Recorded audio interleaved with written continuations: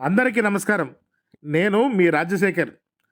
సరిగ్గా 5 ఏళ్ల క్రితం ప్రపంచం మొత్తం లాక్ అయిన రోజు, జనజీవనం స్తంభించిన రోజు, యావత్తు ప్రజానీకం షాక్‌కి గురైన రోజు, కరోనా మహమ్మారి నుండి ఊళ్ళకు ఊళ్ళు తమను తాము బంధించుకున్న రోజు, బంధువులు లేరు, మిత్రులు లేరు, బంధాలు లేవు, అనుబంధాలు లేవు.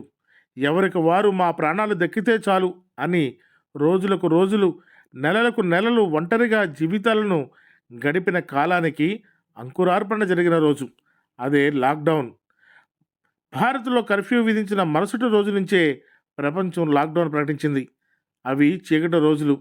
ఎంతోమందిని కరోనా మహమ్మారి కబళించింది.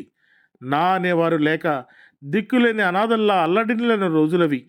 మళ్ళీ అటువంటి రోజులు రాకూడదు. ప్రపంచం తేరుకోవడానికి 2 సంవత్సరాలు పట్టింది. కానీ ఆ చీకటి రోజుల్లో జరిగిన విషాద సంఘటనల తాలూకు వేదనలు ఇంకా వెంటాడుతూనే ఉన్నాయి. కరోనా కాటుకు గురైన అమరులైన ప్రతి ఒక్కరికి శ్రద్ధాంజలి ఘటిస్తూ అశ్రునివాళి అర్పిస్తున్నాము. కరోనా కాలంలో మన నూజివీడు. కరోనా సమయంలో నూజివీడు ప్రజలు మొక్కవోని ధైర్యంతో ఆ మహమ్మారిని ధీటుగా ఎదుర్కొన్నారు.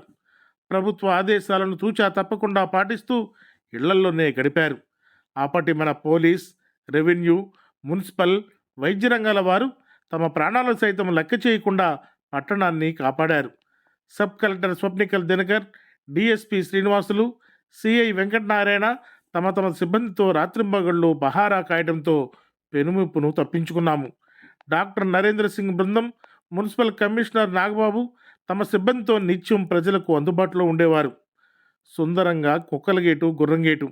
కరోనా సమయంలో డిఎస్పి శ్రీనివాసులు, సిఐ వెంకటనారాయణలు ప్రత్యేక శ్రద్ధ తీసుకుని నూజుడి చరిత్రకు చిహ్నాలైన కుక్కలగేటు, గుర్రంగేట్లను సర్వాంగ సుందరంగా తీర్చిదిద్దారు. అప్పటి ఎమ్మెల్యే ప్రతాపప్పారావు వీరికి ఆర్థికంగా సహకరించారు. ఏది ఏమైనా మళ్ళీ ఆనాటి రోజులు పునరావృతం కాకూడదు. అందరూ బాగుండాలి. అందులో మనముండాలి. సర్వే జన సుఖినో భవంతు. నమస్కారం.